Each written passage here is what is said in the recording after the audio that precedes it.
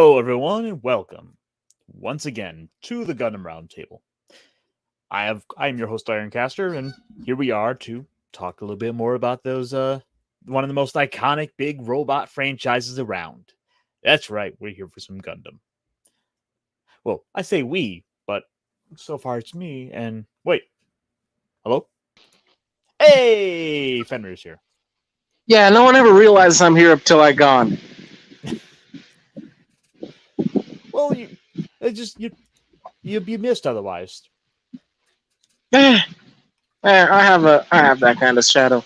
Still, still, that's why I'm cool.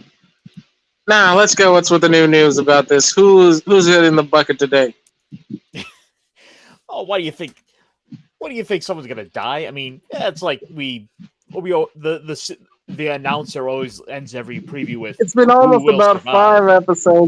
five episodes, and no one important has died yet. Let's be honest. Something's gonna happen.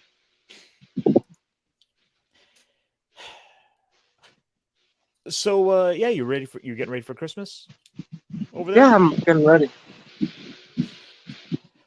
Oh, I still got one or two gifts left to get, but it's kind of sucks. I'm down to like I just got paid today, then immediately had to go pay like car insurance and hey, I gotta help pay off the new car, so now I have like $70. You gotta know how to divide. You gotta know how to divide stuff to the.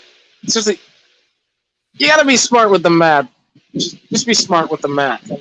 I'll know what to do. Well, it's that like first month or so with the car, and so you kind of gotta it's like kind of waiting to see like what's it gonna be like when this hits and the bank rolls in, and I can account for it going forward. I mean, you could always make one of those. You see one of those movies where people trick insurance companies? No, I'm not really big on a lot of heist movies, so I haven't really watched too many of those. Yeah, if you have a good plan, it can be done. But now there's this video here, and well, now there's a chance of existing of the idea. So, yeah, you can never do one of those now. Yeah, and you also gotta kind of be careful. It's like, oh yeah, we're just gonna talk about doing this on social media platforms. Like, are you trying to do this? No, Mama Susan. No, nor are we incentivating it. We are just speaking about it. Speaking about it. Right. Oh, yeah, I'm sure that'll totally absolve us of thought crime. Yeah. So I know I don't have you here for too long tonight, but I was hoping to at least get a little bit of thoughts from you on the episode. I know you've got your schedule, and I I fairly enjoyed the episode. It gave us Kai's development, although it felt like the weakest development because, let's be honest, Amuro had at least 9 to 10 episodes to develop. And Kai only gets about 3. Amuro also got hit around, thrown around, treated like shit, etc., etc. And Kai pretty much gets a plateau. Well, they sort of condensed his down to just like about 2 or 3 episodes, just to kind of give it that overview, and it's still nice to see that he gets something beyond just being the backup slap happy boy. Yeah, that too. The backup slapping bag. Yeah. So though he did a lot. I mean, he's basically committed treason, but at the same time, we saw elements of his intelligence.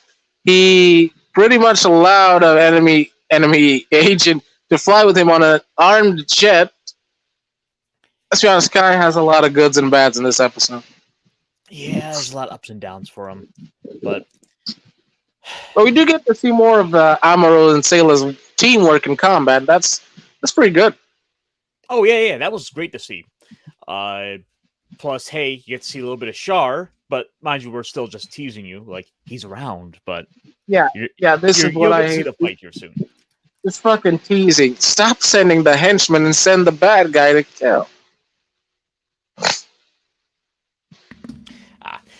Yeah, well, I mean, come on. If you look, if he just went out and fought every single episode, it would get a little dull after a while. But you know what's not dull? Chris isn't dull. How's it going, Chris? Oh, not too bad. I just got home from work a little while ago, Hey, so Chris, how's it going? I'm not Busy too bad. delivering all those busy helping Santa out. Oh, definitely, especially when Amazon drops the ball. Let's just say I'm an unofficial Amazon employee without the pay. Well, I thank you for delivering my copy of The Return of the Lazy Dungeon Master. So you're basically an Amazon intern. Yeah, basically an unpaid intern.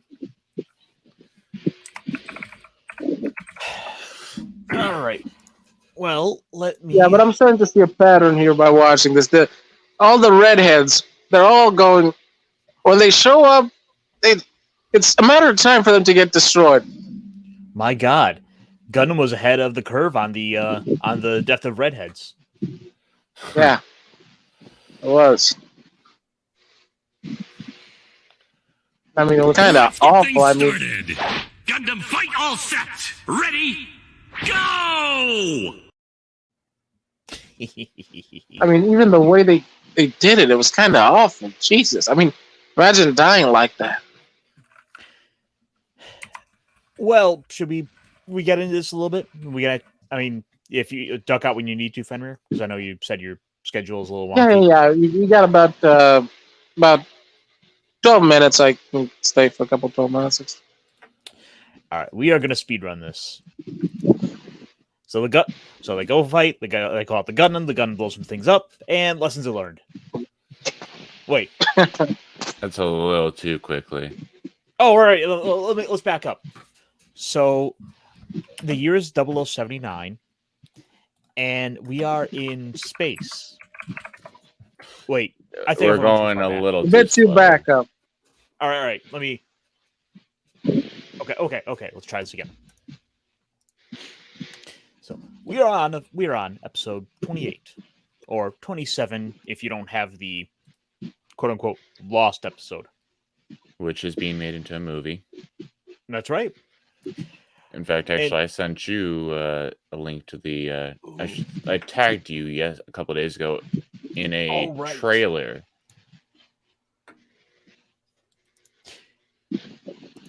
Well, I'll check that out. I'll look that back up at the end of the show. So, getting into it, episode 28, Across the Atlantic Ocean. The episode begins with Amuro and Sayla practicing more maneuvers as they cross the ocean, which, is kind of part of the course. We've basically continuously seen constant practice here, so it really feels like nothing new. Yep. And at this point, it just sort of becomes something kind of tune out in the background. But the Federation the White Base is traveling across the Atlantic Ocean now with its intended intended heading for the South American base of Jaburo. Yep, the space docks in Jaburo, where the White Base construction was ended before it went on its native voyage. We pan out, and we go back down to the big Xeon submarine, where we have listening devices posted with everyone's favorite boy Shar, The Red Baron.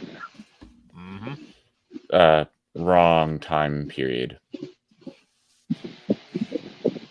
Well, he pretty much is their equivalent. Well, yeah. Yes, but he's not the Red Baron, so. I'm sorry, Red Comet. Better. But really, what's the difference? Practically none. Well, I mean, one is the first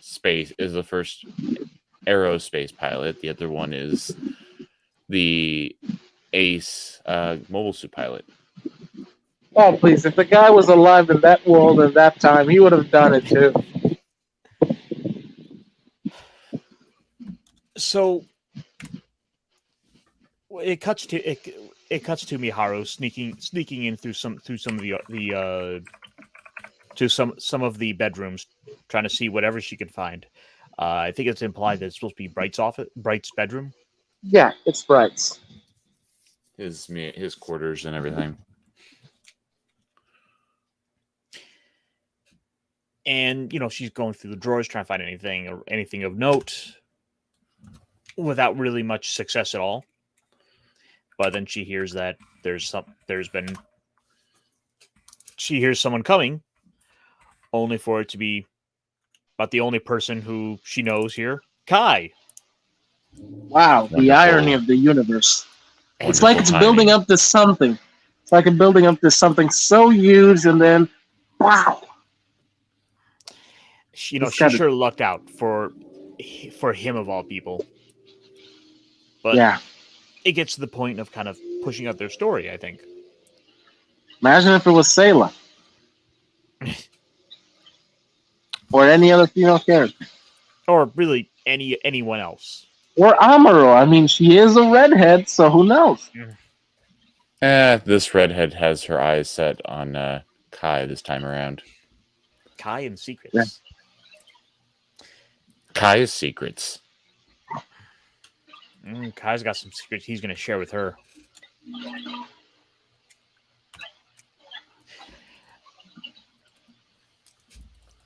I mean, and then she's, of course, Miharu tries to deflect it and say, she misses him, and that. But, I mean, Kai doesn't believe that at all. I mean, she's going to just abandon her brother and sister to run off with him on board the white base. Get real. It's kind of a little suspicious.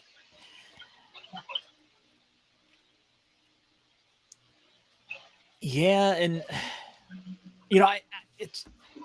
I'm conflicted because I really like the moment. I like seeing this actual character development with Kai, but it is just done so poorly that he's willing to just blindly look at her, and as he seems to realize she's a spy,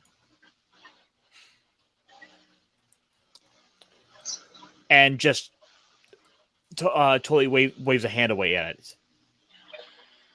But it's that empathy. He seems to care for her. Yeah. He does. Well, I mean, Yet at no moment he has. At no moment he asks, who's taking care of the kids? Well, I mean, he has seen what she is willing to do. She is willing to become a informant for the Zeons. He has seen what she's willing to do to take care of the family, and that is become a Zeon informant in order to provide for her brother and sister.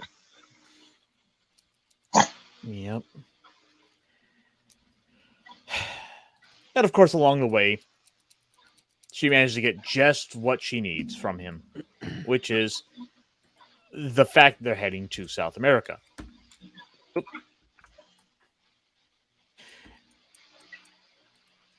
So Kai tries to cover for her and motions her to go hide in his room. But of course, they get spotted by everyone's favorite good boy, Amuro.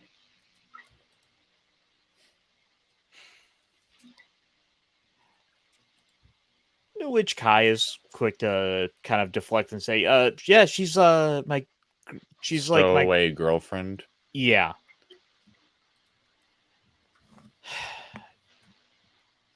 And she's like, I don't know. It's like, again, there's kind of a romantic bit to it where he's hiding her, but it's not done well.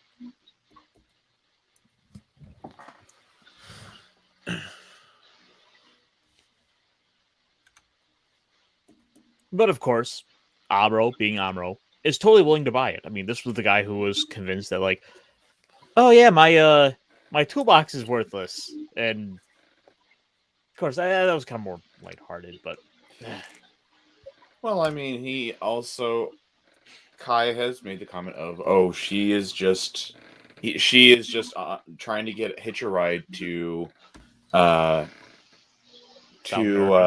America. I think they're going to Mexico. No, they are going to South America. Modern day Brazil. Where does Mexico exist?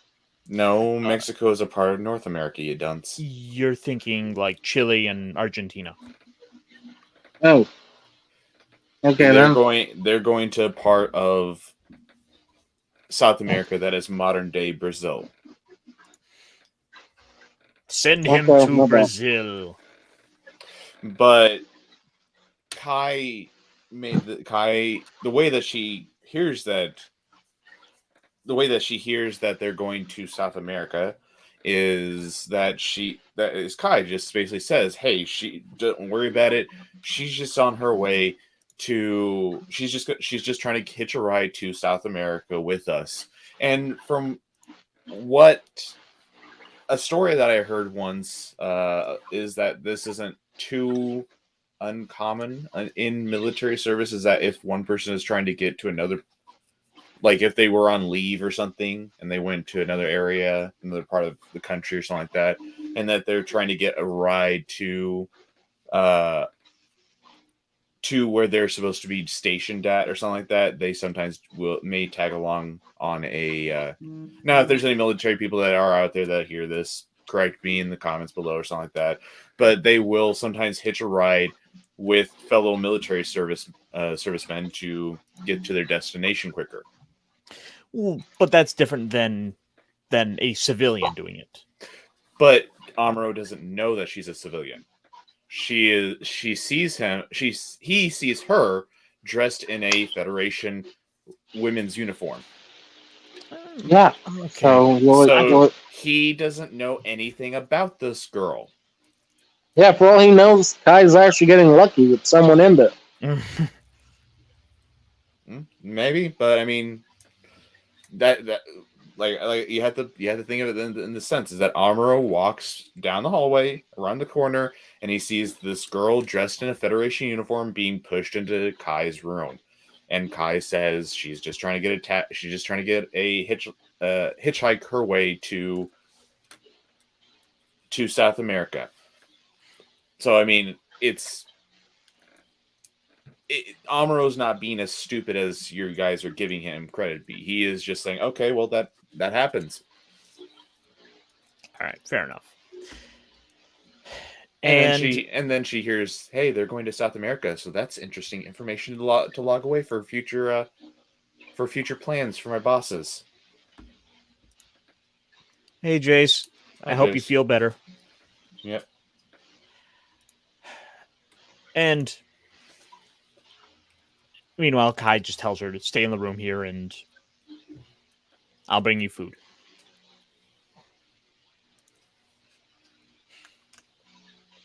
Meanwhile, she's left to think about her orders, wondering, left wondering about her situation here. How they're going to contact her, which we soon get to more of that as a small civilian plane approaches the white base and in need of assistance. Which, of course, we soon find out that our Zeon of the episode, Boone, is on board, feigning damage from an attack. Yeah, they get on board by saying they're part of the Fishermen's Union and that they were attacked by Zeon fighters that just wanted to take pot shots at them. Man, that was pretty easy. Yeah, that was actually surprisingly easy that they were able to get on board. Yeah, I mean, and the only thing that it seems like, because later on in the episode, Bright makes a comment of, well, the only thing that we didn't find anything that would make us suspect that it's a Zeon ship, that it's a Zeon spies or anything. Because, I mean, the only thing that apparently it seems like the only thing that they bring with them is the communication device to contact Miharu. Yep. So, I mean, the plane is a genuine ship of the Fishermen's Unions. It was just hijacked. Mm-hmm. And I mean, it is in fact damaged because it's dripping fuel. The Zeons kidnapping fishermen to use their planes for espionage. Yeah, Agent is kind of right. I mean, compassion can be something that can be used and it can be manipulated. It is a weakness and a strength. You are going to acquire more bees with honey than vinegar. So, Boone, meanwhile, is like, hey, I got to use the bathroom, and runs off to get a hold of her at 0500 hours using his little fancy spancy two-way James Bond wristwatch. Which, I mean, it's kind of cool to see that, even back in the late 70s here, they were thinking about more of the spy gadgets thing. Probably, I have to imagine him. Actually, I'd be curious to see if there wasn't stuff like that used to some degree with the war, with the wars that had been going on. The 1 Year War, or the back in reality itself. I mean, in reality, that they were kind of drawing from, considering Okay. you would have had Cold War going on. Boys, I'm sorry, but I gotta go. And I gotta say, Right. I really enjoyed how we used this bathroom thing as a way to get in. It was pretty fun. Apparently, Fenrir needs to take a large deuce himself right now. Mm-hmm. He's got to go get a hold of his contacts.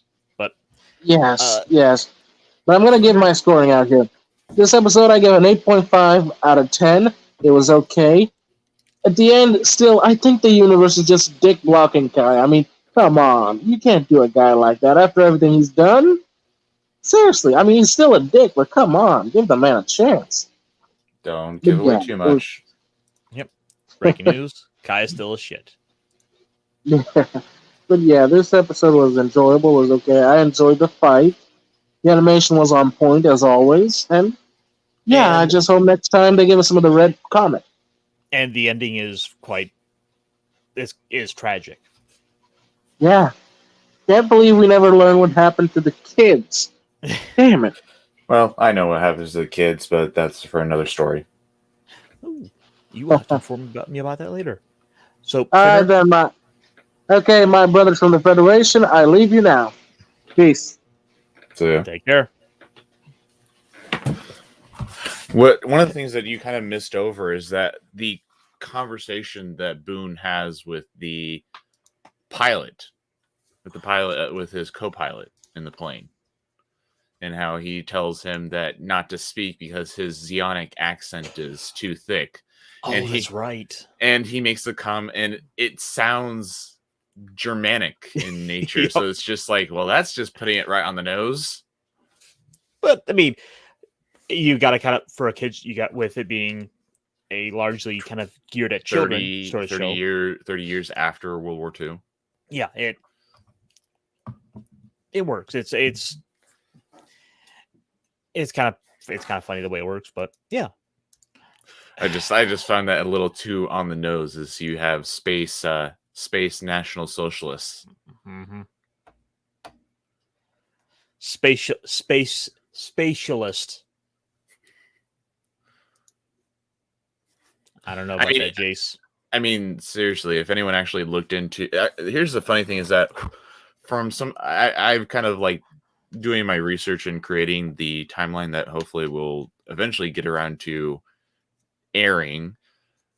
Really, Zeon isn't reflecting Zeon Zum Daikun's ideals very much. Well, I mean, part of that was he didn't get the Zabi's perversion of his philosophy.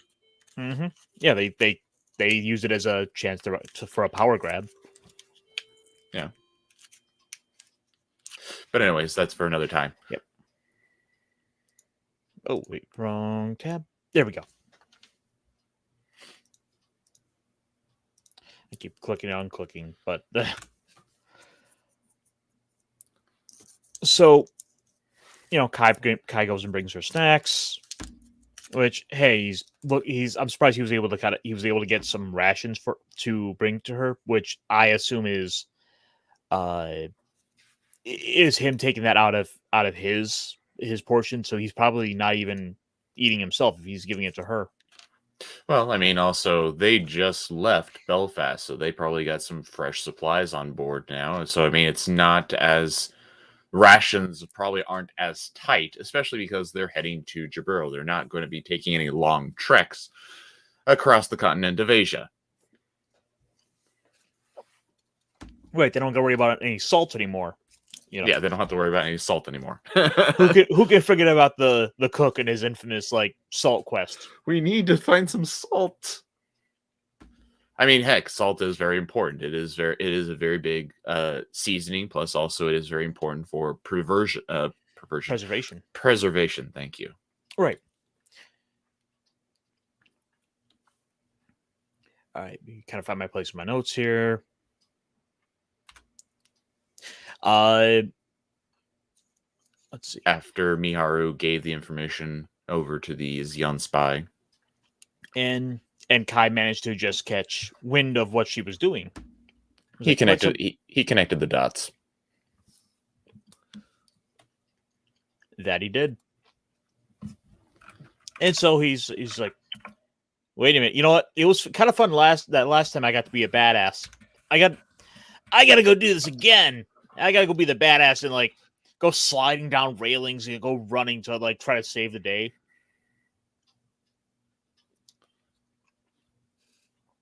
You know, telling him, don't let that plane go. They're a Xion spy. Yeah, but sadly, the plane got away, and Kai can't really give away too much when he tells his bride about what's going on. Yeah, which fucking hell, Kai. This is not good for you guys, and that could have just killed you all.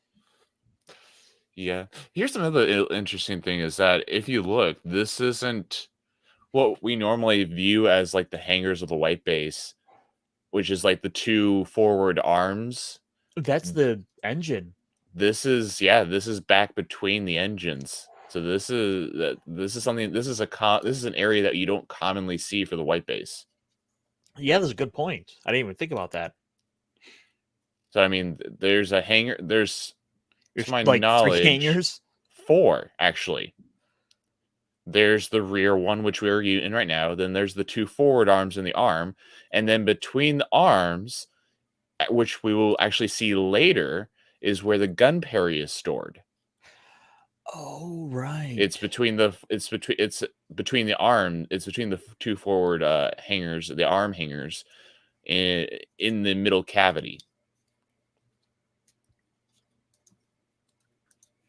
The way bases love.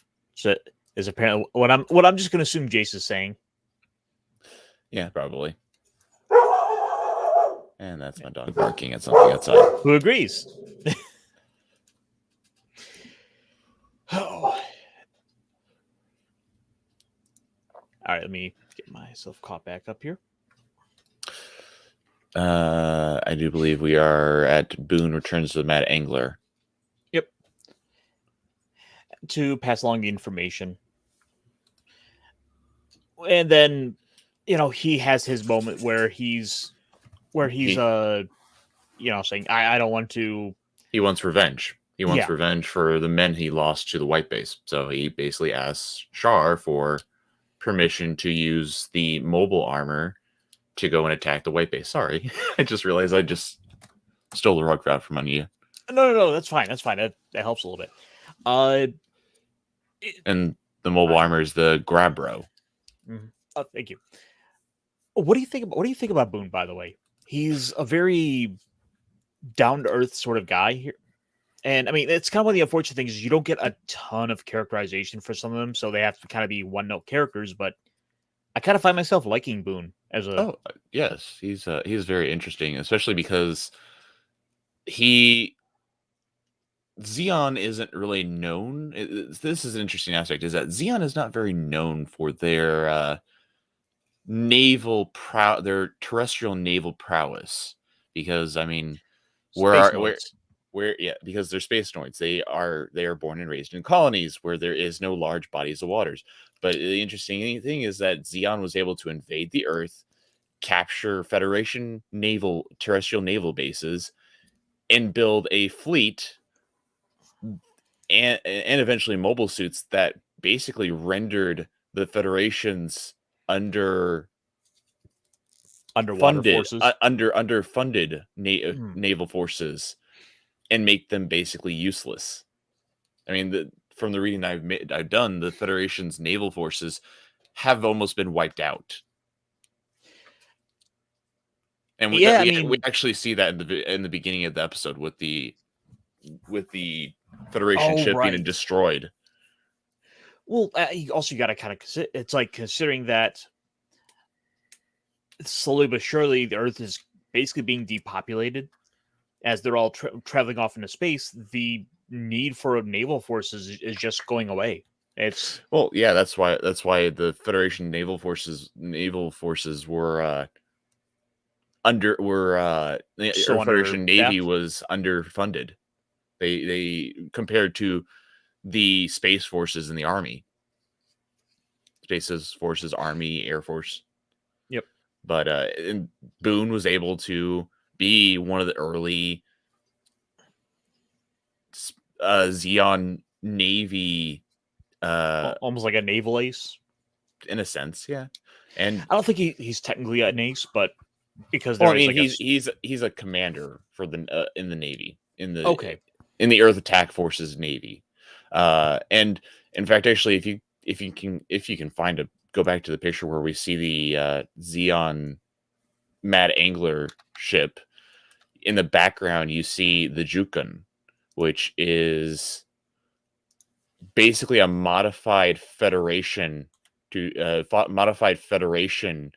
submarine further back, all the way, basically almost to the beginning of the episode. So back in the background right there, that's the Jukon submarine that the Zeons built using modified Federation submarine blueprints. When they captured California base, which actually you get to see that battle in the video game Zeonic Front. Right, that was the game where you get to play as Federation Zeon soldiers. Yeah, the Zeon side. Yeah, which would be kind of fun to play through. Maybe I should see about doing that on the channel. Maybe, yeah. But yeah, so that's just a little bit of interesting lore to people that want to know. Yep. Sorry, I gotta try to get back to where we were. There we are. Okay. And then here's the Grabro and a small force of taking basically just 2 Zagoks with them. Yep.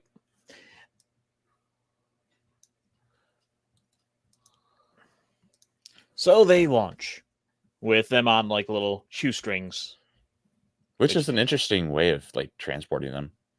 Yeah, they don't have to try and like open it up and go through the effort of like flooding a hangar with and dealing with the transfer to the water like this would be.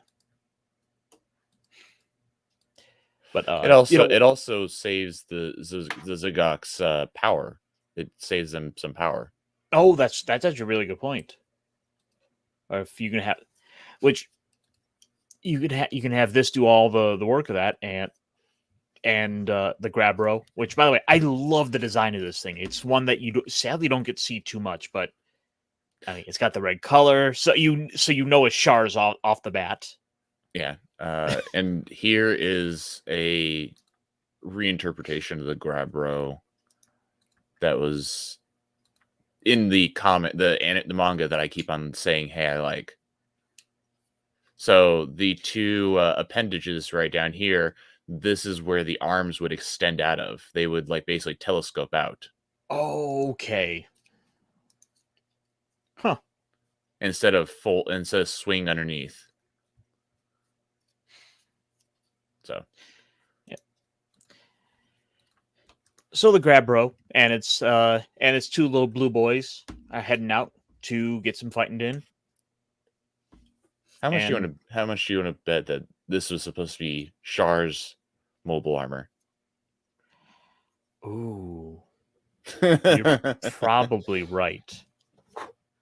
But also, as always, every ship of Xeon has to have like a stupid face in it somewhere. Yeah, but I mean, I'm just saying it's red. Yeah, no, you are absolutely right. That's why I call this thing. I was calling this thing Char's Grabro. Yeah, You know, he like unless he it's, paid he paid the lot and an extra to paint it red. Here's a couple of Xeonic credits for a red paint job, please. Unless it's supposed to be Johnny Ryden's. And it's But like that's it's an like entirely different Xeon pilot. it's like everyone knows it's Char. He's like, oh yeah. We'll just bill it to the Char font to the Char tab. Yeah, unless unless it's supposed to be Johnny Ryden, but that's an entirely different individual, completely. Yep. Find out more about him with what Zeta. Johnny Ryden, that he was in the place where I first encountered him was in the video game Encounter in Space. Oh, okay, so it's possible, but Johnny Ryden was known as the Crimson Lightning. He had he used red mobile suits himself, and he got pissed every time that he got compared to the Red Comet. so our forces. So Boom is launching the attack, and they have the Zagox and the Grabro starting to launch missiles at him, which Miharu's taken notice of, and these should be the Zagox, Yeah, little forehead missiles. yeah, the dome deployed missile that are there. Which is like a pretty scary force when you start to see what this is a shot I don't think they've used before with all of the lasers flying in every direction, but it is Lasers and tracer rounds. Yeah, it is a quite impressive force to have to consider trying to fight against. Yeah, And hey, you can see that you see that hangar in the back. Yes, you can. And the white base does receive I just had the word in my head and I just completely lost it. Reinforcements? No, considerable damage. That's what I was thinking of to say. Okay. They are heavily damaged in this battle, and later we will see how damaged it gets when we get to one part of the story.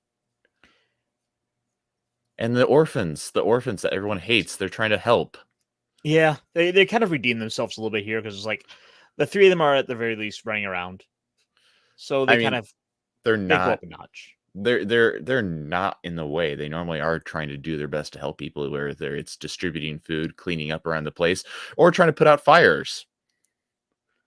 Yep, to their credit, the three of them are running around with a fire extinguisher, or trying to distract any people that any people that are not supposed to be on the white base.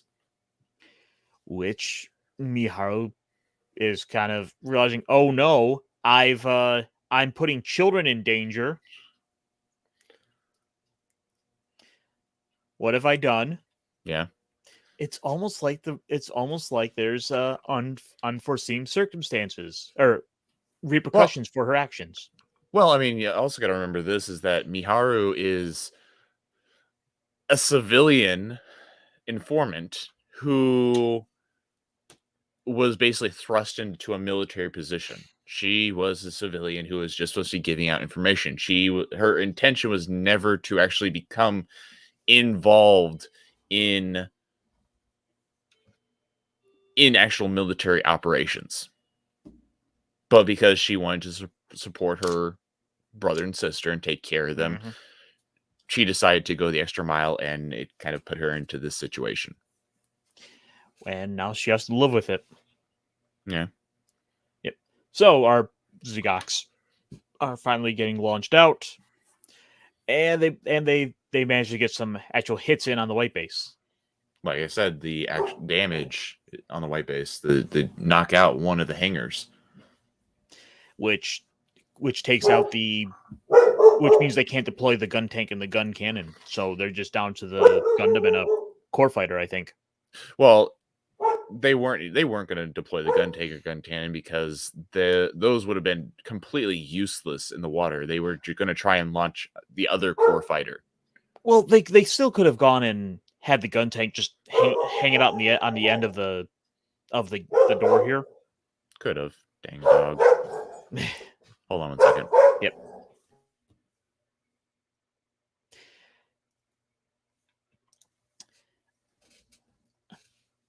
So we. Oh wait, wrong tab. So we have Miharu deciding to kind of make up for a bit of her actions and tries to go help out. Kai's running by before he has to go deploy and brings her a life jacket, saying, if she's this way on the off chance the ship goes down, that she can at least be floating out in the middle of the ocean rather than go down with the ship trapped. So meanwhile he has to go onto the gun parry. And of course she says she wants to help and offers to go with him. And well, let's just say Kai I'm back. can't say no to A pretty girl. exactly. A crying pretty girl. I mean, oh, for the love of God. Well, no, this is why you do send the woman in, Agent, because they can cause the mayhem within the enemy's ranks with teenage boys. Or he's what, 19? I do believe so. Old enough to where that can be a good distraction. He is 18. Ah, well, he's old enough. Close enough. And then we get to see the the one drawback to the G armor that everyone was complaining about. And also it's an improvement for the Gundam.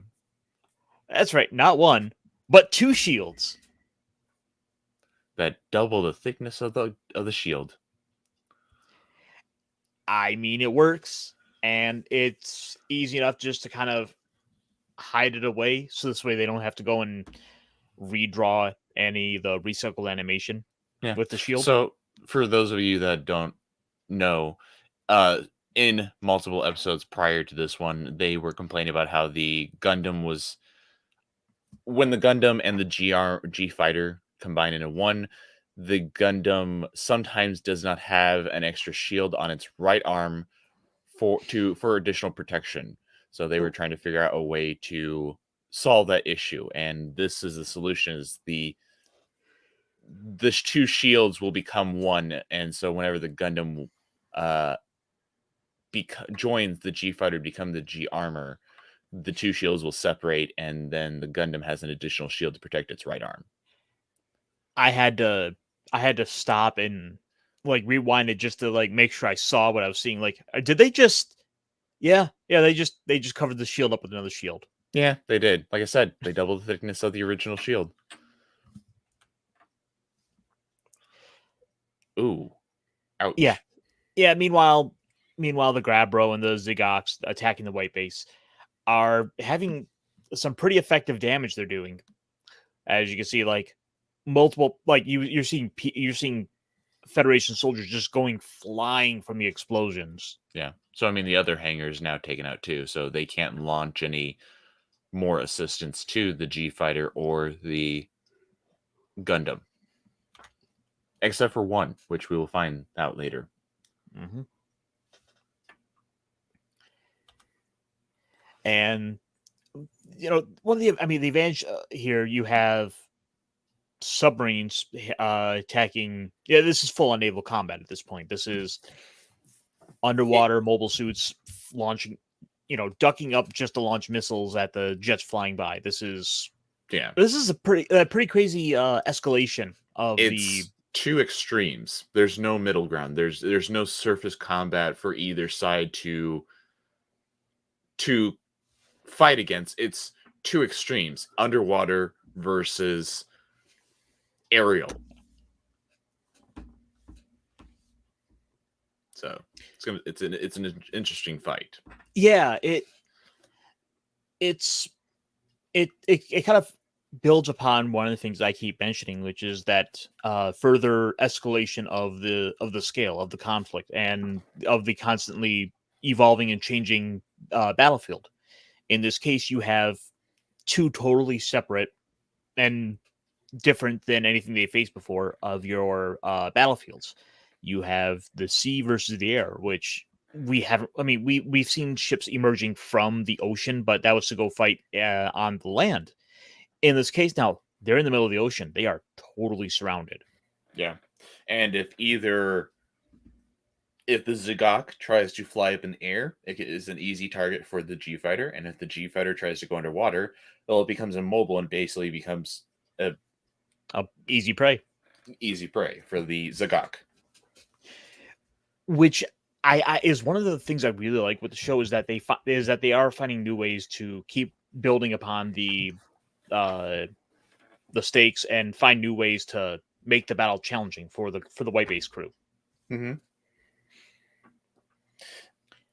It's very interesting where you kind of actually had to think is how would an actual military force actually fight like this? Is this kind of how it would actually happen? So Sayla's flying around in her G fighter. Thank you, the G fighter. With our Zagok kind of keep bouncing out of the water, keep surfacing just to get in a quick jab. And there's Haito. Fire the odd missiles. And there's Haito flying by real quick in the core fighter. And then Amuro finishes it off. No, that was Sayla. Oh yeah, that's right. Because Sayla was like, "Oh yeah, I did it." Oh yeah, that's right. Oh, we got to get a picture of Happy Sayla in there. Amuro is currently dealing with the Grabro. But of course, Sayla doesn't make it out totally unscathed. Yeah, there's a second Zagok. So, of course, the white base is still strategizing. That's where that third hangar comes involved.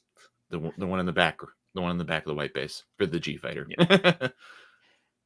And the Gundam decides to take it to underwater. He's fought underwater before. He'll be fine, right? No, because Boone is there waiting for him. And Boone is going to get his revenge. That menacing look on its face. Beady, beady, beady, beady, beep. By your command. Of course. And this is showing the Gundam's beam rifle energy is heavily hampered by the water. Has he been using I can't remember. Has he been using the beam rifle underwater? Has he tried it to this point, or has he only used the beam saber? I want to say that he's battled the...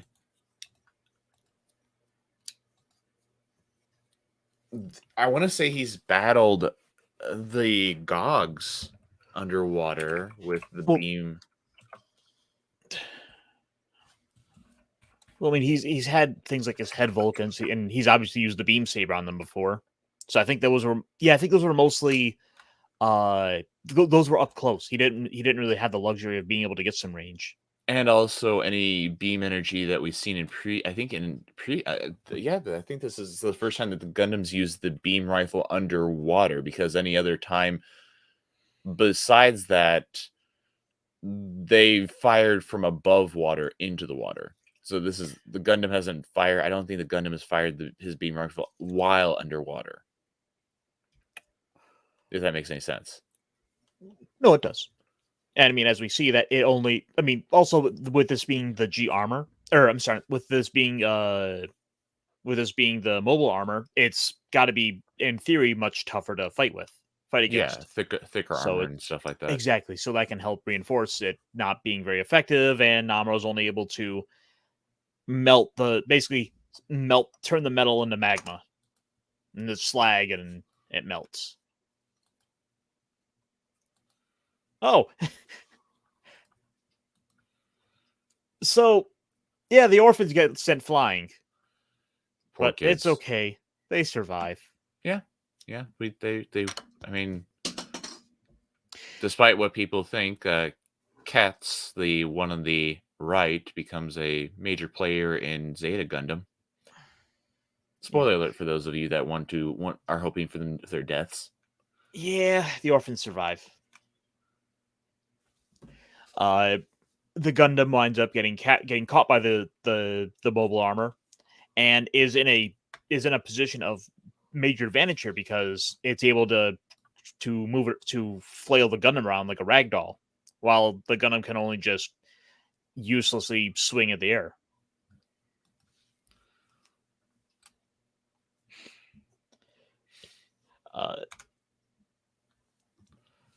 Meanwhile, up in the air, you have Miyaru and Kai deploying in the G fighter in the gun parry, which Mhm. normally is used to transport Gundam's modules for the fighter, and be a big target. and they're using air to Underwater missiles. torpedoes, something like that. Deployed with anti-naval missiles. Yep.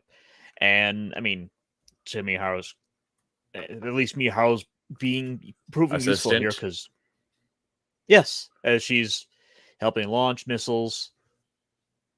Until tragedy strikes. Yeah. And then of course, hijinks accidents happen to where their missile or where their controls are no longer working from the cockpit. Yeah, so Kai basically says there's no other way to do this except for a manual switches that are next to the missiles themselves. And she goes back there saying, "Oh, I can do this," with Kai basically saying, "Wait, there's other things you have to do first." Yeah. So, and meanwhile, they're fighting in the air. It's kind of I want to get through this part real quick because I do want to talk about this part. I think this is the highlight of the episode is this section right here. Yeah. Miharu's got down. She's able to launch the missiles. She looks a little crazy while doing so. Well, I mean, she's like, I've never done this before. It's so exciting. And she pulls the levers, and it's had an unfortunate accident. Yeah. And unfortunately, she's killed. Yeah, I really. This is the one thing that kind of like makes me scratch my head. Is I have to actually look this up now because it kind of makes me scratch my head at it. Is it the pressure wave that does it for her? The pressure wave from the rockets. I honestly, I think it's more so just she's kind of knocked off her feet, and okay, yeah, she gets thrown out by the exhaust of the missiles, and she falls to her death in the Atlantic Ocean. And when you fall from a certain height, hitting water is basically like falling onto concrete. Yeah. So yeah, oh gosh, I think this is actually a really powerful scene. This is one that I think really works because It I is. I mean, even in the I'm trying to think. I think in the Journey to Jaburo game, this is a scene that they show in one of the basically summary of between Belfast and Jaburo. This is one of the scenes that they show to say friends have been lost. So, I mean, the death of Miharu is one that always kind of sticks with me as one of the memorable bits in this like kind of middle act of the show. Like, is like basically just after Rambaral and Amuro has his little gets over his little hissy fit stuff. This kind of blends in with me with the Black Tri-Stars. That's kind of around that same time. Matilda, Ryu. Well, I mean, the Black Tri-Stars come after them. Well, yeah. But it's just kind of like I always remember it as like stuff happen. Like Rambaral is one of the big highlights for me. Then we kind of like get into the Black Tri-Stars. I always forget Makuve's the thing, but it's like Black Tri-Stars, Miharu. Well, yeah, I'm just saying like Black Tri-Stars with Matilda, and then Miharu and the spy, basically the spy arc with Kai's character arc with the spy arc, all interwoven. Mm-hmm. I mean, yeah, there's actually two stories going on right now. There is the spy theme along with Kai's story arc, his character building. And it's because of this woman that he kind of developed feelings for. And it's kind of unfortunate here because here he is like saying, we did it, Miharu. We did it. We saved the day, right? Get up here. Yeah, come on, Miharu, come up here. Meanwhile, the Gundam is having a wonderful time with the Grabro. Yep. And the Grabro loses one advantage. Snaps off his leg. Like a Slim Jim. And takes a beam saber to the eye. Where it doesn't even explode, it just sinks. I'm probably guessing that the cockpit was, for the Grabro, was somewhere in that vicinity. Otherwise, I would not want to be in that thing while it's sinking to the bottom of the ocean. That would be one terrifying way to go. Oh, yeah. You're down there losing oxygen.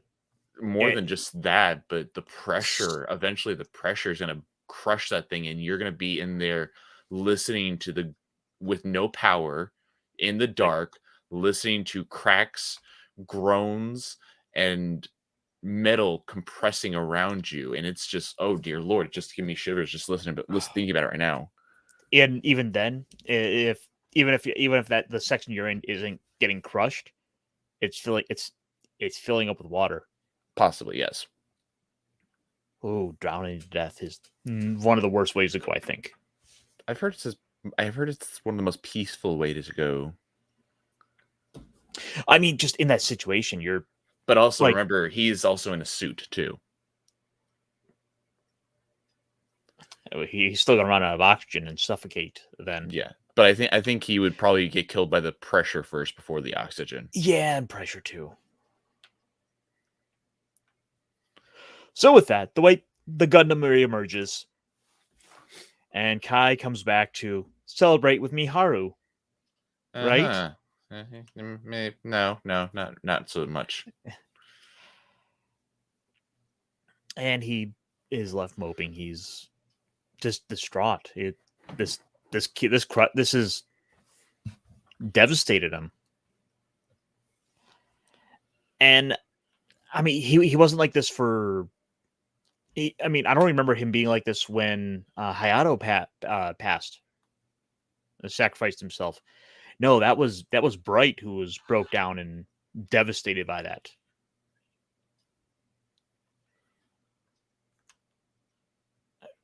Here's Kai just absolutely crushed. This for everything you saw, like it seems obvious he had opened up to her and he was like trying to protect her. Yeah. He definitely did develop strong feelings, whether they were romantic or could have been romantic. Sadly, we will never know. It's unfortunate. and it's But he You- did obviously care for her a lot. mhm. And trying to think, in several different versions of the story, they in both the manga that I've read, as well as the origin remake, and also here, and also the movie trilogy. Miharu's spirit basically kind of visits Kai and just says, "Hey, don't worry, my siblings. I'm excited that I've met you, and my brother and sister. They're strong. They're smart. They'll be able to take care of themselves." I think And that's more so wishful thinking on his part. That it's no, actually, him. it's kind of described it, especially for the Gundam Origin remake. It says Miharu's spirit appears to Kai. And in fact, actually, one of the mangas that I read says basically Kai has an argument with her, a back and forth argument with her spirit. So considering Gundam here, it does kind of make sense that considering you do in some later stuff, you do get that the whole new type ghost thing. It gets in the weird That- psychic stuff. Yeah, that's actually a good question, or whether she was a new type or not. For those of you that don't know, new types are kind of the next stage in human evolution in Yep. Gundam, where they basically, They're Gundam Jedi. in a sense, their awareness basically transcends themselves. It gets very convoluted, very interesting at some point in times, and basically you kind of have to see Zeta Gundam, Double Zeta Gundam, Char's counterattack, Gundam Unicorn, Gundam narrative. Although that area deeply goes into the new It type, gets into that. yeah, what new types are and everything. But So I also wanted to, at the very least, kind of show two pieces here, just to kind of. ooh, that is actually really quite nice. This looks like that Gundam the Origin, but this encompasses a lot of that. This there's like little 3 arcs here where you got That you is get actually swing up a little bit. This is actually partially from the manga that I read, because that's the G fighter that I've showed you multiple times, and that's the Grabro that I just showed you. Yep. So this is actually kind of our interpretation of the manga that I talked about. Yeah, it encompasses just the main things about this. Where you get the key elements. You get the Grabro, you get the Zagok, you get the That's a GOG. the GOG. Yeah. Yeah, so That- this is elements of the last like 2-3 episodes. And actually, I know all of these scenes because I've seen them all in that manga, in the manga that I've read. So this is someone took the scenes from the manga and colorized them and put them on this collage. So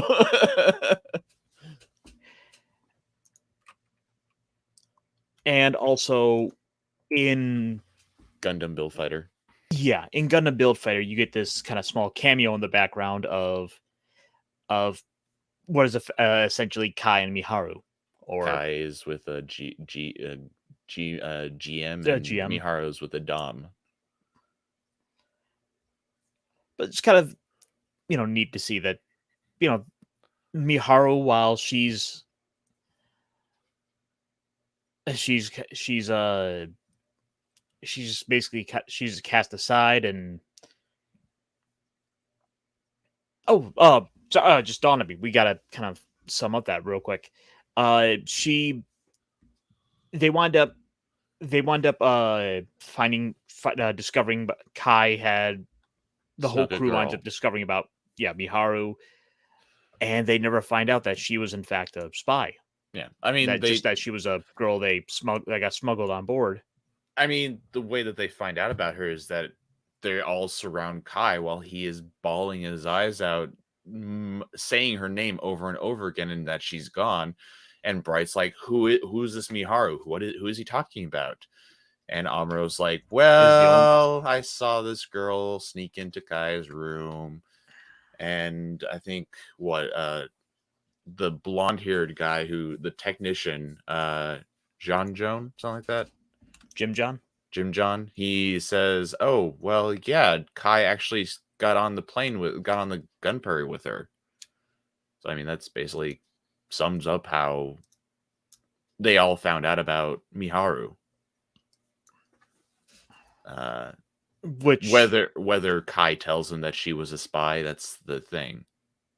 We don't know. So ultimately I have problems with this because everything we've seen to this point is how important the secrecy of the white base is, and everyone on board knows this. They know that if you were to try to walk away, you're going to be locked up for a year. And then it just kind of gets hand waved that Kai just sneaks a girl. The story is that Kai sneaks a girl on board, and it's basically never mentioned again. Well, I mean, I think at this point in time, the status of secrecy has been basically thrown out the window. Everyone knows that the white base exists. Everyone knows that the Gundam's around.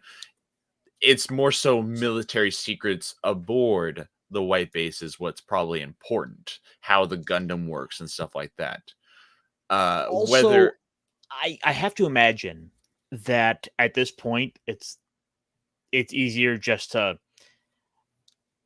not mention it to the higher ups within the Federation that a girl just smuggled on board one of our secret military projects. Well, I mean, they do. I mean, if Kai one never more civilian. Yeah. Well, I mean, if Kai never actually did say, hey, she was a civilian, or hey, she was a pilot or a spy, some paperwork does have to be filed because I'm pretty sure that Bright will have to file some paperwork somewhere saying, hey, we had a stowaway on board and she died in the line of duty. So somewhere there's some paperwork had to be filed away. But I mean, this whole thing with Miharu has a big effect on Kai. We'll see it later in the show. And basically Kai may be still a coward, but this definitely affects him. It affects how he performs. It does make him a little more brave in some sense. He knows how to be cowardly in the right ways. Let's just say that. Yeah, I mean, he survives. He survives better that way. But yeah, this is one of those bits that has always really stuck with me, even though I think it's not the best part of the series. It's still one of those bits of the show that has been really memorable to me.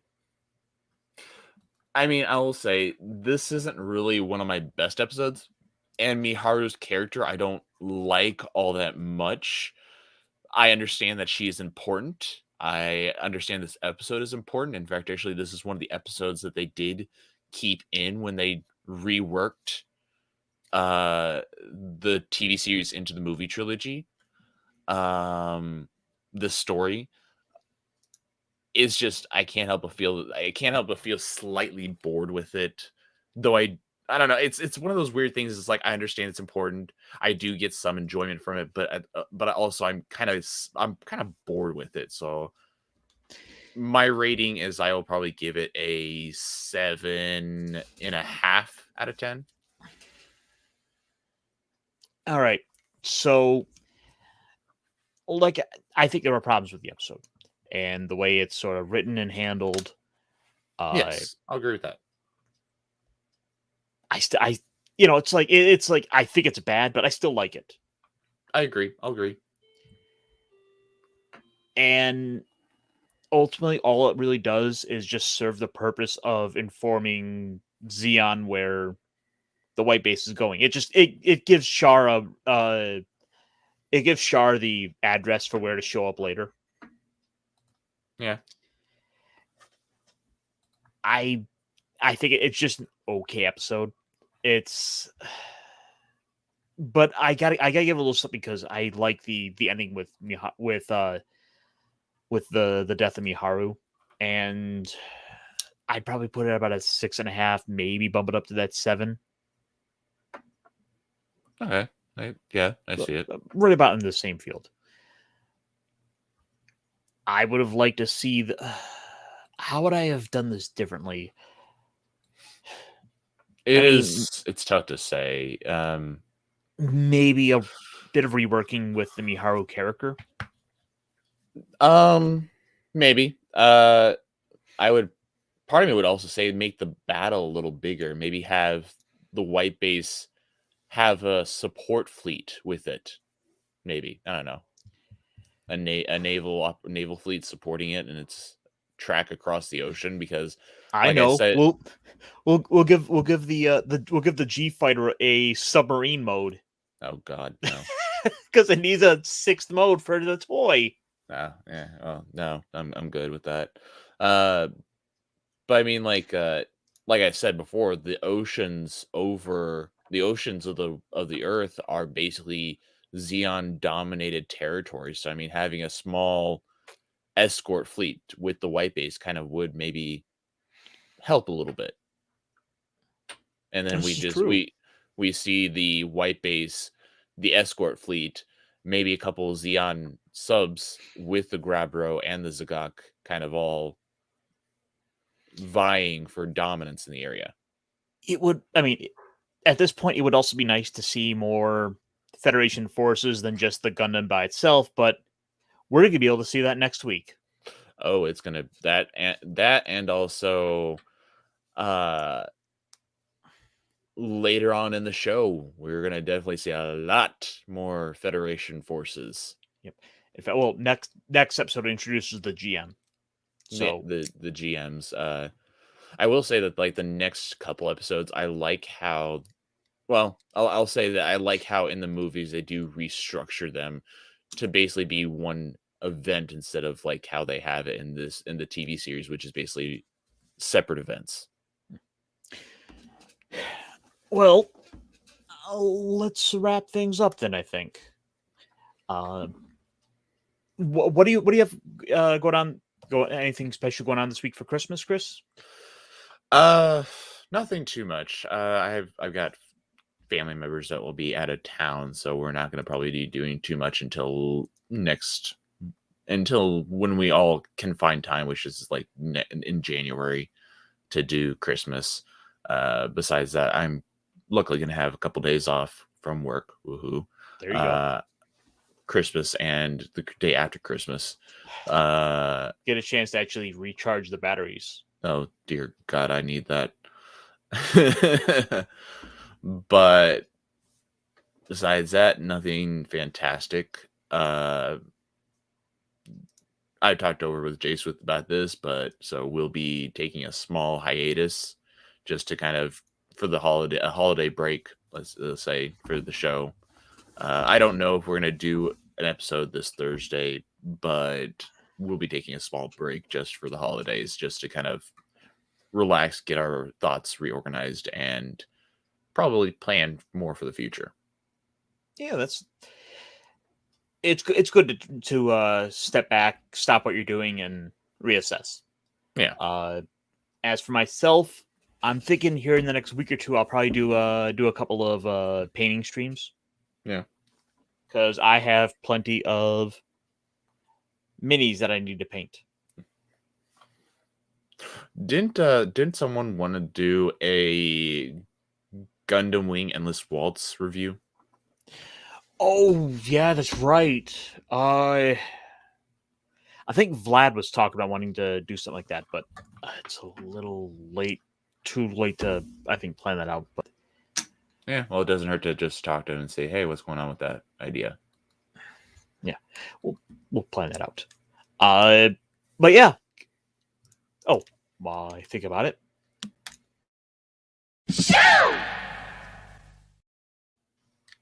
Whoops.